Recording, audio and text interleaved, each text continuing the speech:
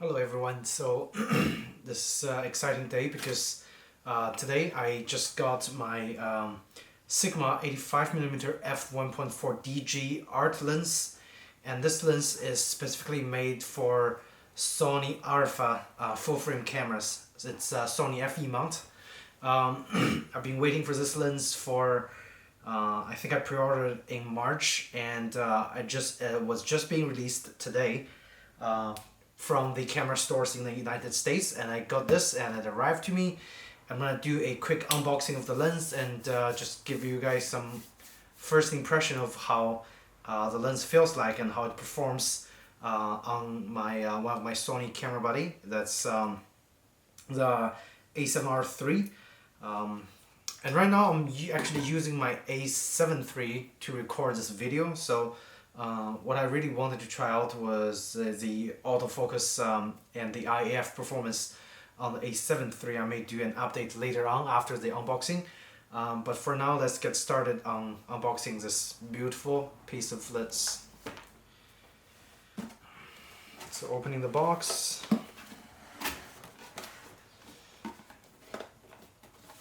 And it looks like this is a Sigma's America limited warranty because I bought it from a US authorized camera dealer, so it's gonna come with a US warranty. And the warranty is unfortunately only for 1 year. So keep that in mind when compared to some other manufacturers like Nikon usually guarantees at least 3 to 5 years on their camera lenses. And this is the warranty sticker. I don't know what you're gonna use it for, but maybe you put it somewhere. Please stick the warranty sticker to the dedicated warranty sticker column on the other sheet. Not sure what it means, but okay. And over here is the user manual. It looks like it's being written in a few different languages: Japanese, English, and Spanish, maybe French.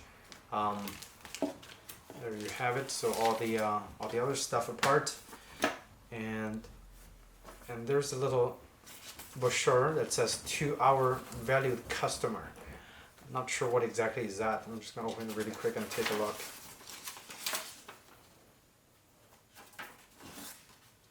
So basically, it basically just says the concept, the philosophy, and the quality behind Sigma art lenses.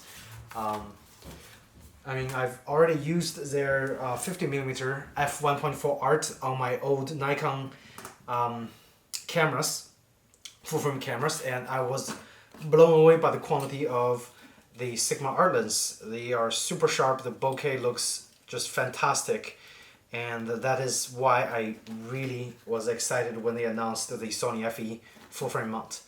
And that is also one of the reasons I switched to Sony, because I can use those Sigma art lenses. And this is the first lens that arrived. I also ordered a 35mm F1.4. That one is going to arrive next week, so we're going to do another unboxing until then. Over here, it's a camera strap. It actually is a carrying case strap. And over here is the actual lens, and wow, it is super heavy. This is a hefty case. Like, here's my size of my hand, and it barely fits my hand.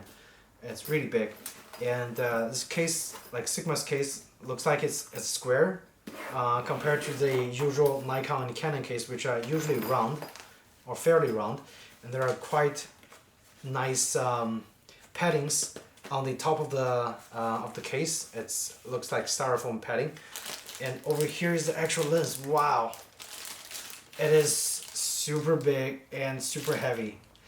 I had the 50mm, and it's not this big. I mean, it was hefty, but it's not this hefty. Of course, it also comes with a lens hood. So I'm gonna put the case aside. The case is very well padded. It's padding all around, including the bottom. It's like all thick padding. So if you put it in this case, it should be super safe during transport. Good job, Sigma. So cases aside, take a look at the lens hood. Very well made lens hood. It's a nice thing. A little nice touch up is there's actually nice grips on the edge of the lens hood, so you can easily remove it and install it when necessary. It's not a it doesn't have a physical locking button, so basically it's just like twist and lock. So over here is the actual lens dedicated for Sony FE mount. And it's gigantic. Here's the size of my hand. I have a fairly small hand, but look at this lens. It's like, it's bigger, it's way bigger than my hand. And I would have to say I'm super impressed by the build quality. It's like, it feels better than some of the Nikon or Canon offerings.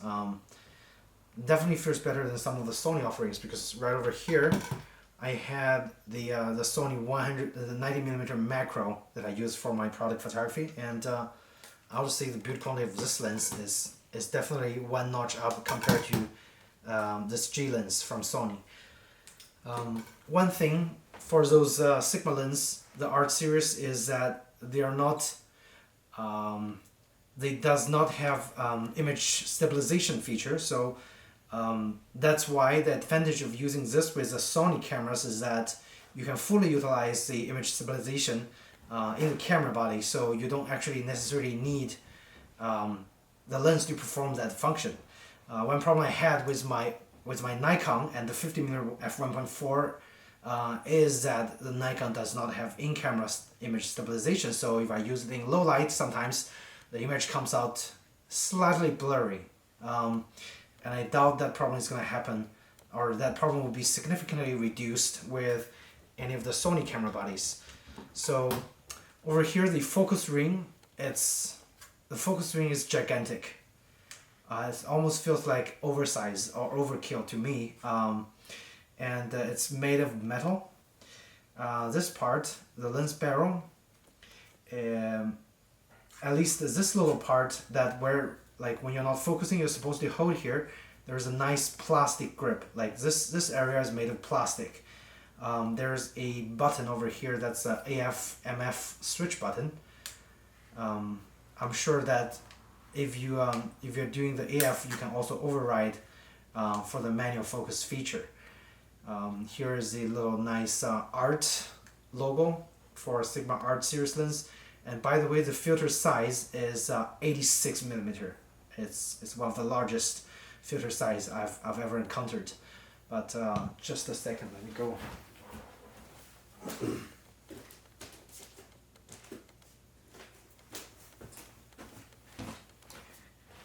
And interestingly, I actually bought the filter way before the lens arrived, and this filter is actually also made by Sigma. It's a Sigma DG 86mm multi-coated filter. I got this filter, I think it was used, but I think it was used on one of the earlier version that also had an 86mm filter size. I don't know what's with Sigma, they like to use those 86mm front lens elements. So let's open up the cap, and also the cap very well designed. It's easy to remove and pinch because there's also grips over here. In general, Sigma design quality has improved significantly compared to their last generation of the lenses.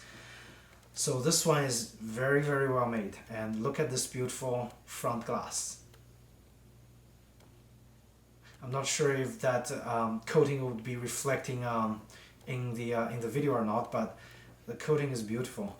Once I put the filter on, of course, it's going to be well protected. So let's take a look at the rear lens element. And it's quite recessed inside. Not sure if it will be able to show up in the video. It's recessed quite a lot. I think that's same with all the mirrorless camera designs. They don't need that. They don't need to have the rear lens element so close to the edge of the lens because it's mirrorless design.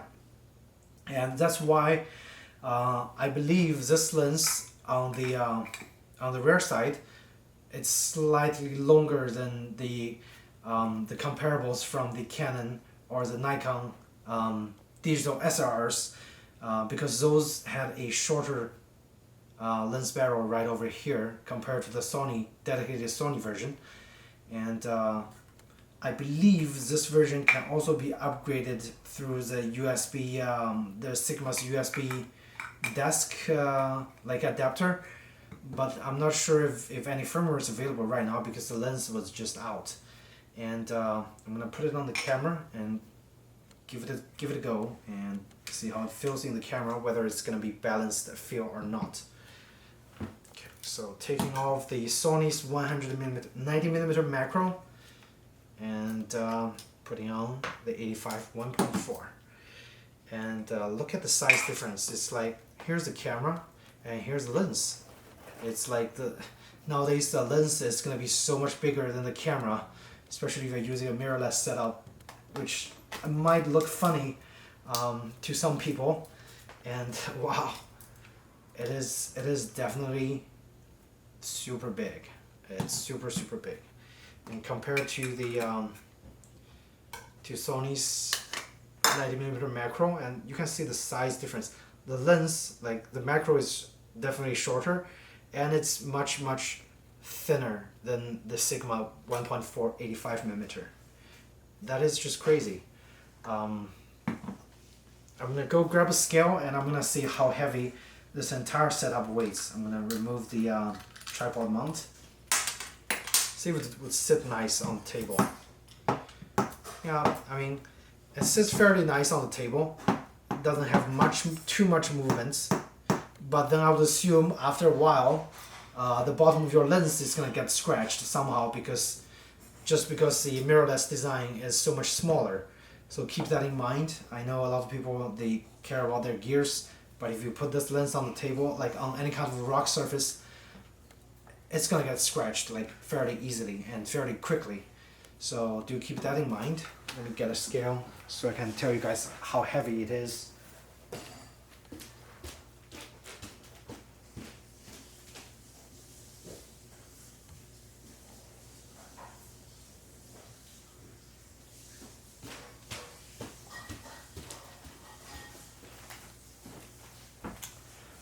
Alright, so here's a scale.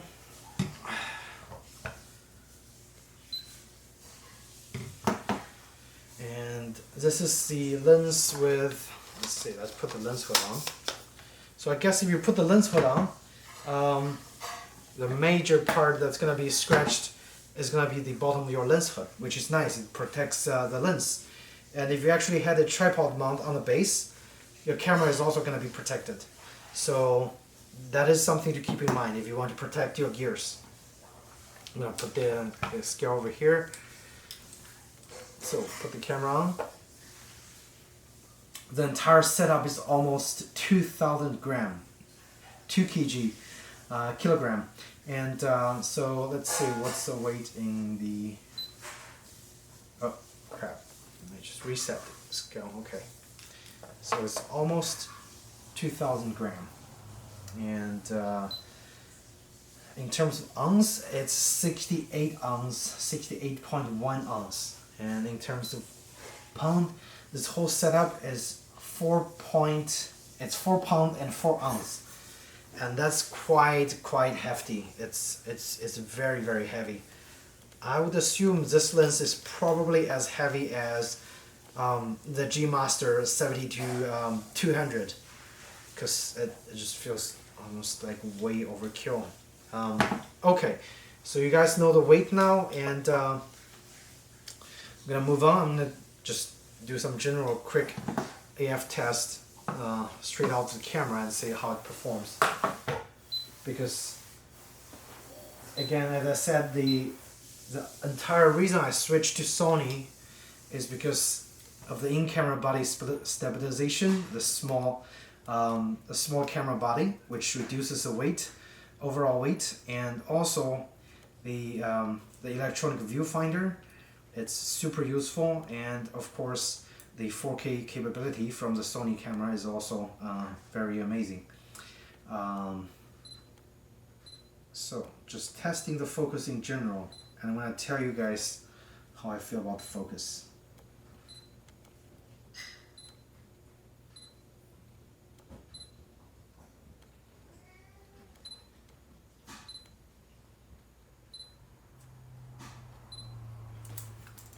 And change my focus mode to fully automatic.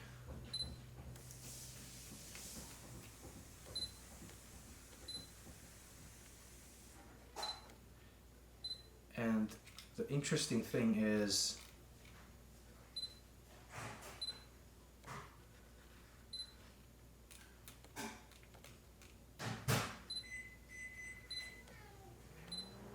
the interesting thing is the focusing speed is very much dependent on the aperture setting. So if I actually set my aperture at anything like slower than, say, f4, it focuses slightly slower than if I actually set the aperture at 1.4 for some reason. I'm not sure why. Maybe it's just me being superstitious, but yeah, it could be me. The focusing speed is very fast, and in terms of the focusing noise, I'm gonna give you guys a conclusion after I put on the 90mm Sony 2.8 macro and do a quick comparison. I won't be able to compare to much other lenses because this is the first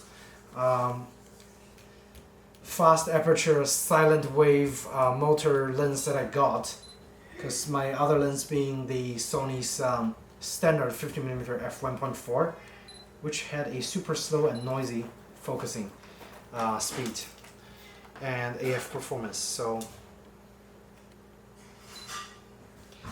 but out of the camera, I can already tell you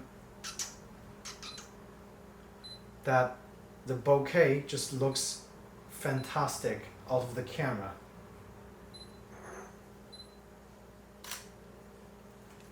Yeah, using the automatic F1.4. Change the ISO to auto.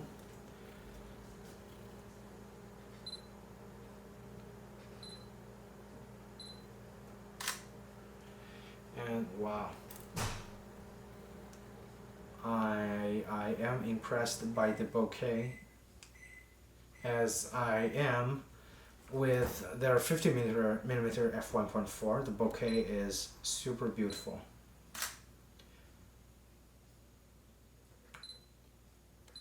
And I'm taking a reflection of the little camera stand I was putting over there. Yes, definitely. I think after this unboxing, I'm gonna go ahead and take some sample shots, so you guys can be your own judge and see how well this lens performs. But as I said, I was extremely happy with the 50mm on my Nikon, and that is the reason I switched to Sony, and I got this lens immediately. And I always feel like the 50mm is a little too wide for my taste, and the 85 would work best for all the portraits that I'll be doing. And also another reason is I got the 35mm, so if I want to get a little wider, I can always go back to 35. And yes, I said I promise I'm going to compare the AF speed in this lighting situation with the original Sony lens. And personally, I think this 90mm 2.8, the AF is on the slow side. It's not very quick AF, but let's just give it a try.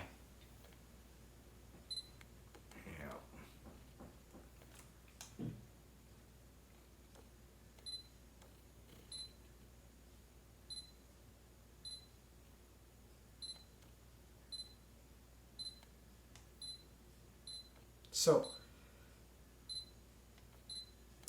I can tell you that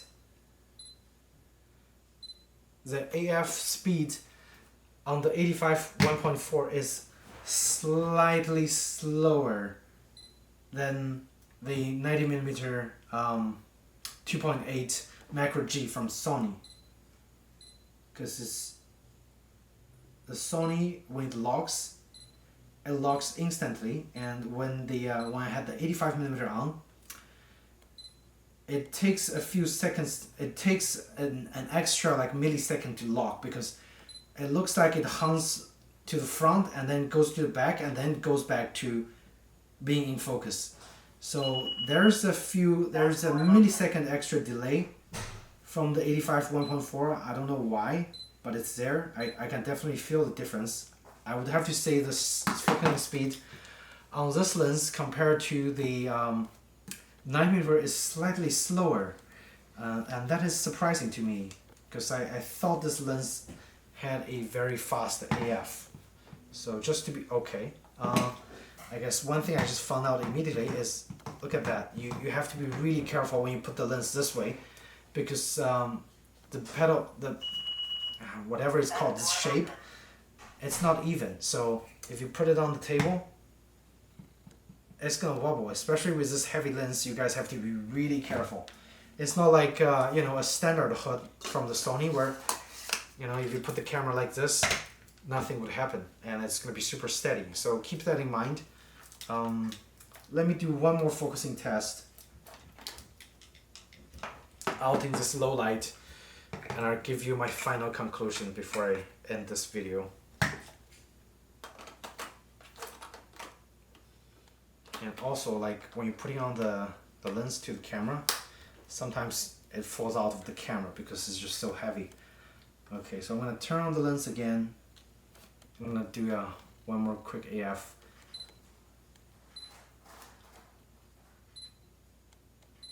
Yep. I can tell you guys that the focus is definitely slower.